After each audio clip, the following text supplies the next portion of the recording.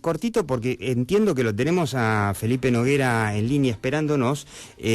Raúl, ¿leíste la columna de hoy de Artemio López? Artemio López es un sociólogo muy cercano al kirchnerismo y que, bueno, él de alguna manera tiene cifras que otros encuestadores ponen en duda y tiene análisis que algunos ponen en duda, y creo que nos está escuchando otro colega de Raúl Aragón, que es Felipe Noguera, ¿es así? Acá estoy, ¿qué tal? ¿Cómo estás? ¿Qué tal, Felipe? Hola, Felipe. Acá estamos con Raúl Aragón y yo quería contar así brevemente lo que leí en la columna de hoy de perfil de Artemio López, a quien una vez la revista Noticias jocosamente bautizó de Artemiópolis, porque de alguna manera crea un mundo de alguna manera virtual, y él llega a la conclusión de que la re de Cristina Fernández de Kirchner está prácticamente asegurada, porque en definitiva ella va a hacer una buena elección en octubre, que podría tener un piso de 45%, recordemos que es una legislativa y que la anterior legislativa, en el 2009, había sacado apenitas poquito más del 30%. También es cierto que después de una elección tan mala, cualquier cosa que saque mejor, bueno, va a mejorar en cuanto a bancas, ¿no? Y decía que prácticamente está todo asegurado porque Cristina no perdió en lo más mínimo aprobación ni imagen desde la última elección de octubre de 2011. ¿Qué les pareció? Bueno, mira, yo leí detenidamente el artículo. Primero hay que decir algo. Artemio padece algo así como el síndrome de Dr. Jekyll y Mr. Hyde. Es decir, hay dos Artemios. Está Artemio López, que, y lo digo sin ironía, es un gran analista de opinión pública. Seguro, es muy inteligente. Muy inteligente, muy bien formado, y que cuando mide seriamente acierta siempre. Yo he visto aciertos de Artemio López, aciertos impresionantes. Ahora después... El Mr. Hyde, digamos. Y después lo toma Jekyll. Y cuando lo toma Jekyll pasa de ser Artemio López a ser Artemio Tolkien, porque escribe literatura fantástica y pretende pasarla como análisis político. Y esta última publicación en el diario Perfil de hoy es parte de esa producción de Artemio Tolkien.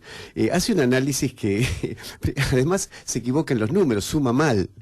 La suma está mal hecha, los porcentajes están mal calculados. No, y además, al final de la columna, Artemio López dice, bueno, en realidad en el Senado la cosa no cambiaría, y eso es lo que dicen todos los analistas. En el Senado, la composición no va a cambiar mucho. Y es cierto que recupera bancas en diputados, pero sí, no en los términos que él pretende. Hace unos análisis muy extraños. Él dice que en la ciudad autónoma de Buenos Aires, Santa Fe y Córdoba va a tener un 25% de promedio. Esto representa el 30% del padrón electoral, lo cual le daría 4,5 puntos de mejora.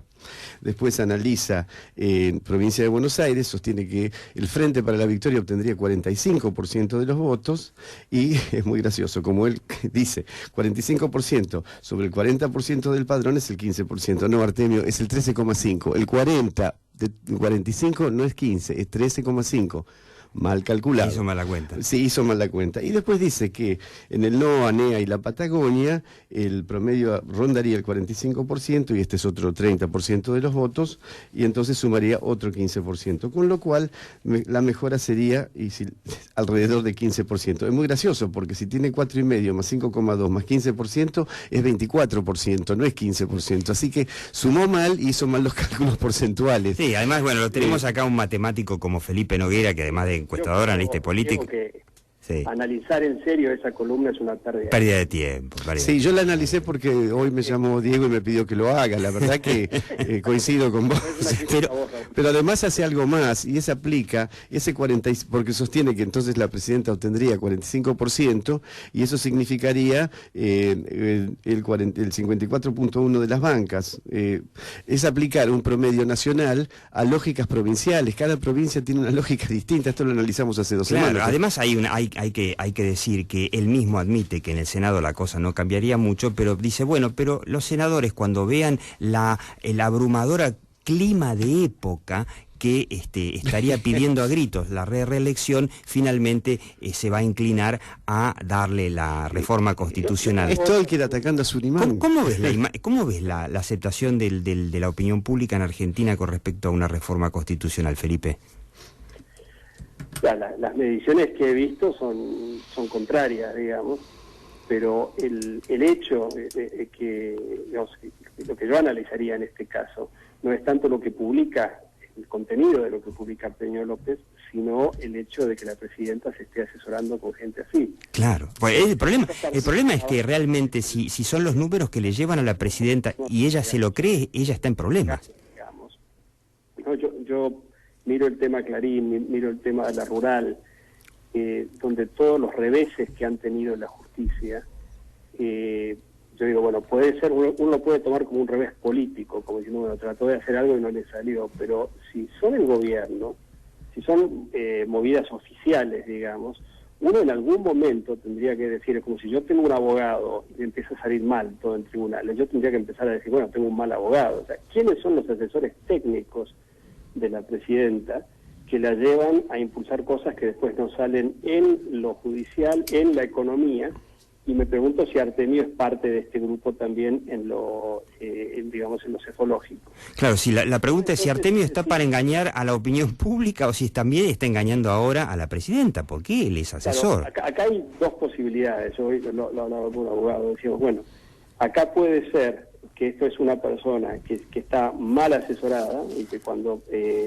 digamos, la gente que supuestamente la debería asesorar bien en temas económicos, en temas legales o en temas de campaña, la están asesorando mal, o acá hay una persona que da órdenes y los subalternos no la están asesorando, sino que simplemente tratan de darle una forma más o menos presentable a las órdenes que emanan de la presidencia, ¿no? Claro. Entonces me parece bastante bien que estas son de alguna manera las dos posibilidades que uno ve, y que Artemio y otros quizás estén atrapados en una situación donde están ganando muy bien, nunca les fue mejor en su vida, y de repente les llega una orden de decir, miren, hay que decir tal cosa o hay que justificar tal otra cosa, y tienen que ver cómo se las arregla. Bueno, vos te acordarás, Felipe, el proceso previo al 2009, durante los meses anteriores a la elección, Artemio López sostenía contra lo que opinábamos los otros cuatro que decíamos que no, que era distinto, me refiero a la gente de Poliarquía, a Opinión Autenticada y a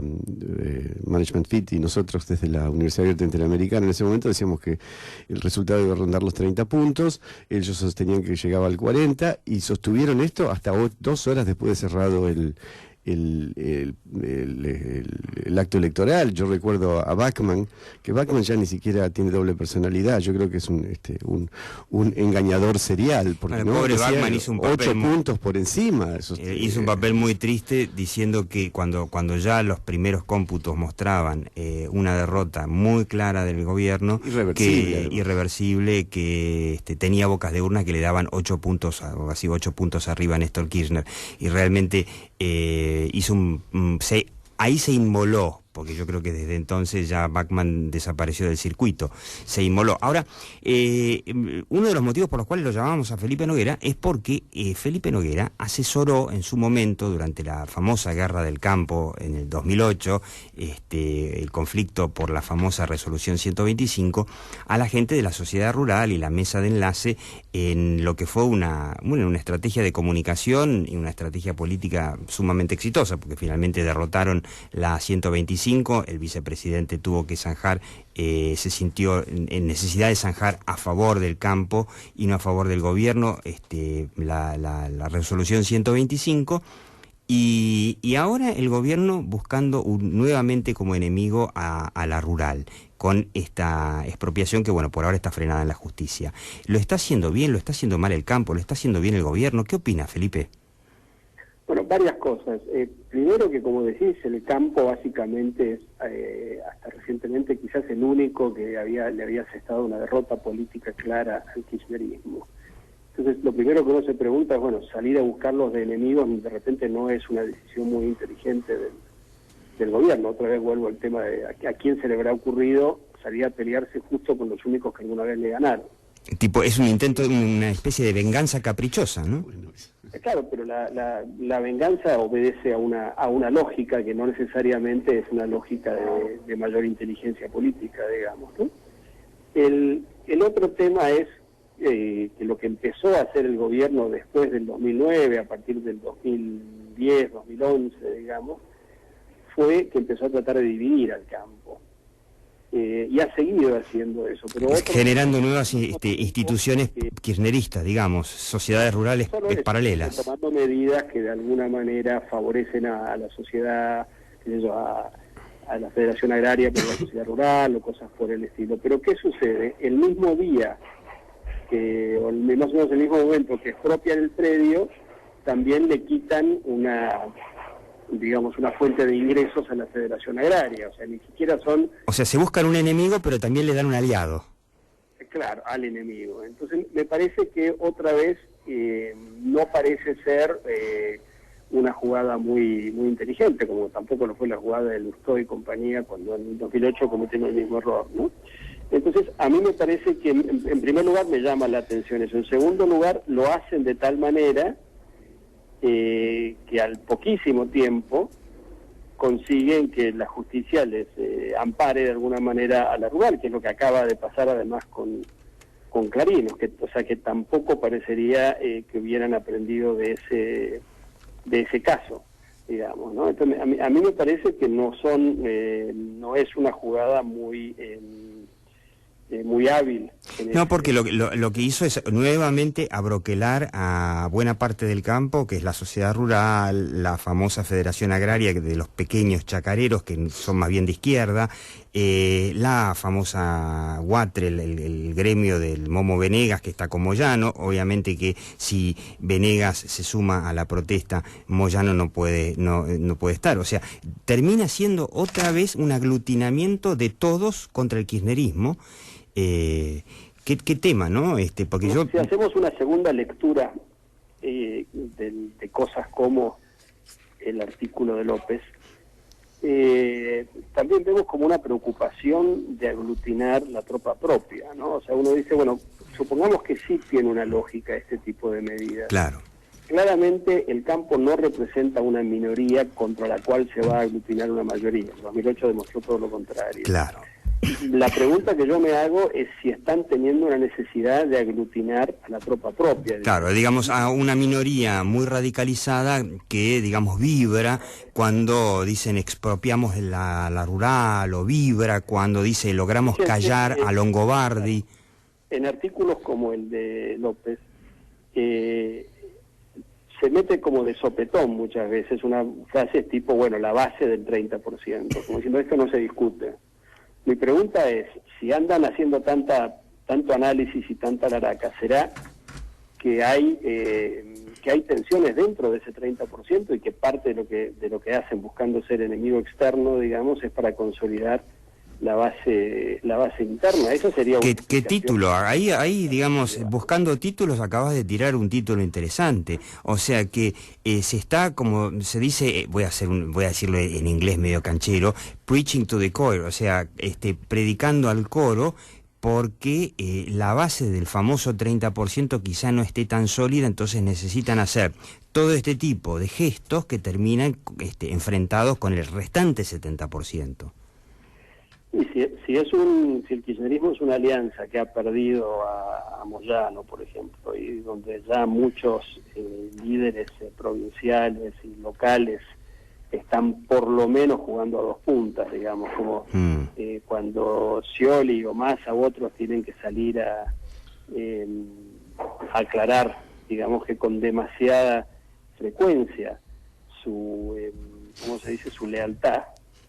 Bueno, uno se pregunta qué está pasando acá, ¿no? O sea, si yo tengo que estar todo el tiempo diciendo que soy leal y al mismo tiempo se sabe que hay otras conversaciones, uno dice, bueno, aquí hay gente que está mirando más adelante, está viendo cuáles son los escenarios posibles, y entonces como una especie de contrajugada, es decir, bueno, hagamos un par de cosas que por lo menos aglutinen a nuestra gente. A la gente. Ahora, al hacer eso, también generan malestar en los otros escenarios. Claro, porque eso significa una radicalización que claramente la mayoría de la población no quiere. Te aprovecho para hacerte una consulta y llevarte a otro tema. Como un experto que asesora por toda América Latina, a muchos presidentes, no se puede no hablar de Chávez. Lo tenemos a Chávez que, bueno, algunos dicen que ya se murió, otros dicen que no, hay unos una consultora amiga venezolana que me dice lo más probable es que haya fallecido el día 30 y que desde entonces lo único que se hace es mantener la ilusión de que todavía no se murió, porque el jueves Chávez tendría que asumir y está claro que no va a asumir. Y ahí empieza un pequeño, digámoslo en criollo, bolonqui constitucional en Venezuela, porque la Constitución dice que si no asume tiene que haber nuevas elecciones. ¿Qué va a pasar en Venezuela? Si supiéramos eso.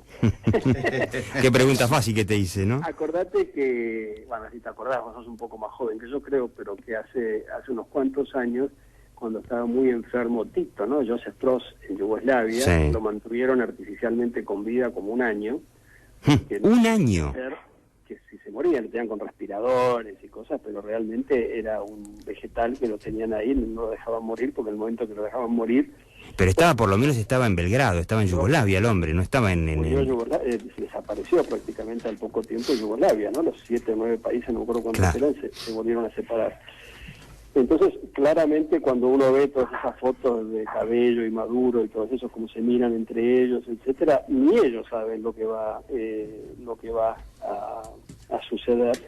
Y obviamente parte digamos, de la problemática de los personalismos es que dependen de una persona, y nosotros en Argentina tenemos un caso muy extraño donde una persona logró poner a su mujer de presidente, que creo que me parece que es casi el único caso que yo conozco en la historia, así de que sucesivamente la mujer haya sucedido. Que lo haya sucedido, digamos que también estaba Hillary Clinton, era precandidata presidencial, pero bueno, pero Bill Clinton ya no era más presidente, ya había dejado el poder y gobernaba la oposición, ¿no? O sea, y Hillary tampoco llegó a ser presidente. Y tampoco llegó.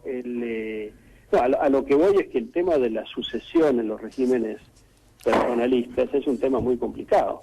Sí. Y es lo que estamos viendo. O sea, justamente las instituciones sirven para este tipo de situaciones.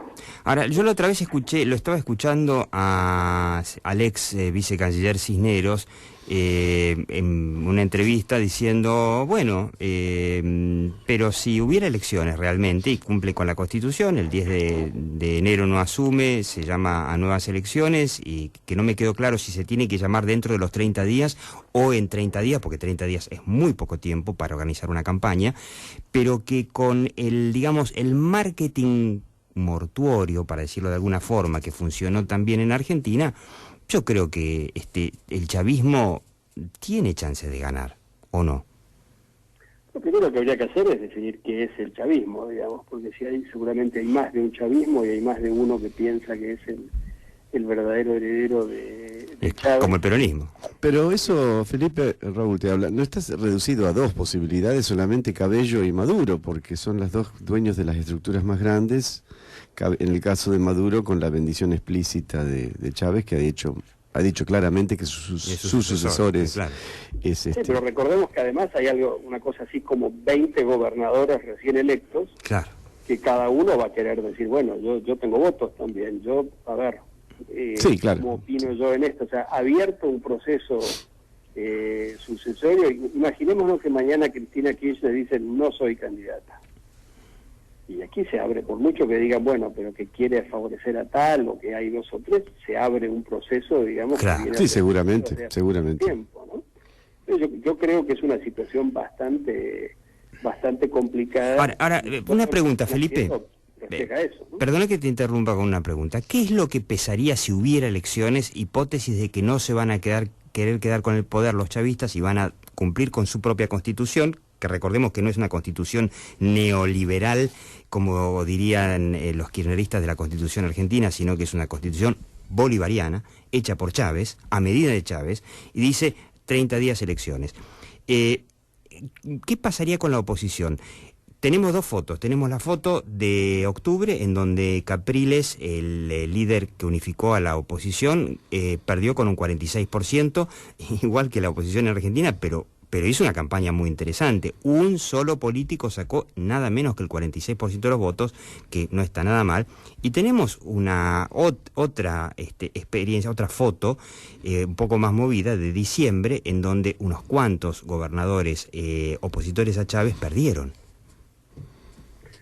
Sí, yo creo que sería una situación nueva. Capriles yo creo que podría ser un candidato formidable porque claramente ya quedó ahí de alguna manera en carrera. Si se da una disputa dentro del chavismo, eso seguramente lo favorecería.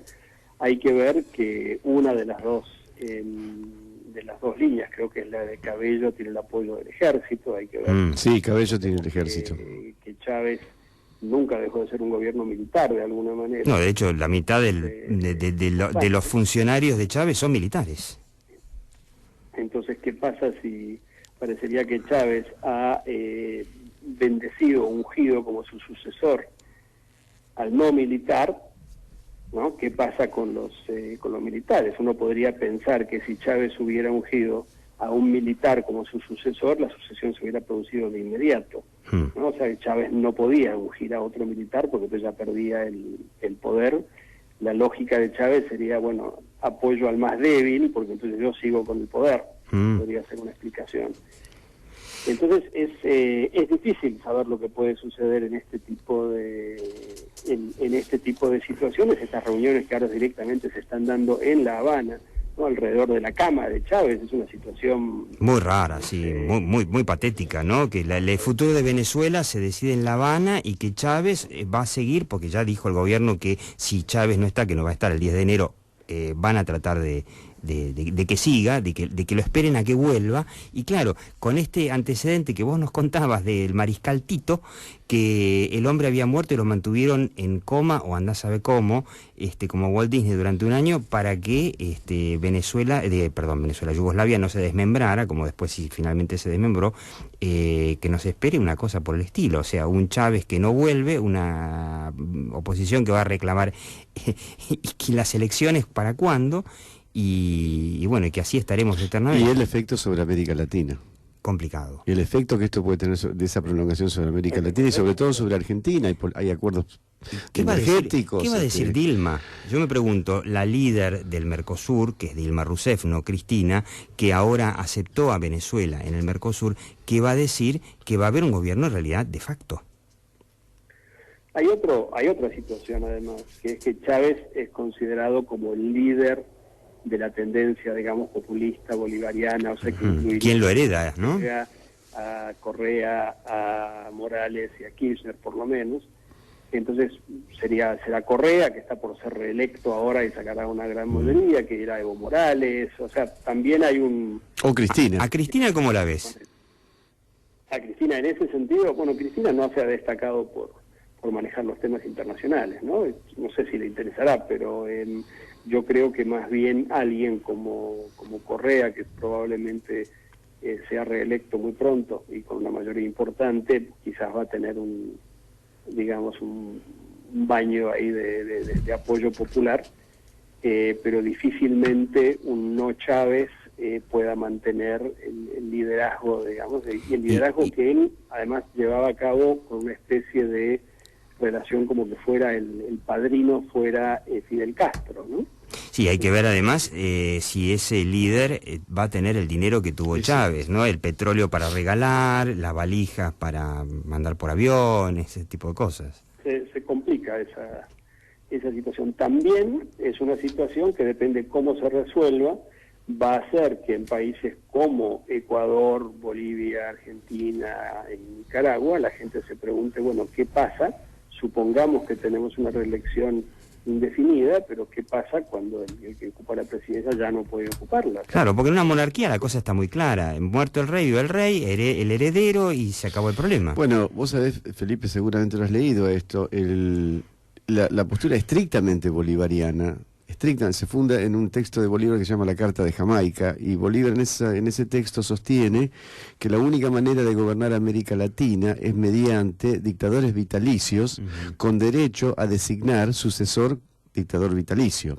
Esta es la postura estrictamente bolivariana, y yo creo que Chávez adhiere a esa mirada, ¿no? Es decir, somos una banda de salvajes que necesitan una especie de padre riguroso. O sea que la ¿no? propia constitución bolivariana... El modelo de la época del Imperio Romano. Claro. ¿no? Sí, por cierto. Los emperadores adoptaban hijos putativos, los nombraban sus sucesores. Sí. Y el modelo mexicano es una variación sobre eso, Claro. ¿no? Donde la muerte del presidente es una muerte civil, ¿no? O sea, se dice, bueno, sos presidente 6 años y después desapareces. Un poco el modelo del PRI hasta el año 2000. Y que fue el Es sustento, un modelo que fue el único, el único sistema autoritario, y ya nos echan del programa dentro de unos minutos, el único sistema autoritario que, aún sin ser totalmente democrático, sobrevivió todos estos, sobrevivió 70 años y ahora vuelve. Felipe Noguera, te dejamos, te agradecemos mucho y bueno, esperemos verte después en la hora de Maquiavelo. Bueno, ojalá. Chao. Muchas gracias. Chao, Felipe. Hablamos con Felipe Noguera, que es encuestador, es matemático, es asesor político, sumamente interesante. Y antes de que se nos acabe el programa,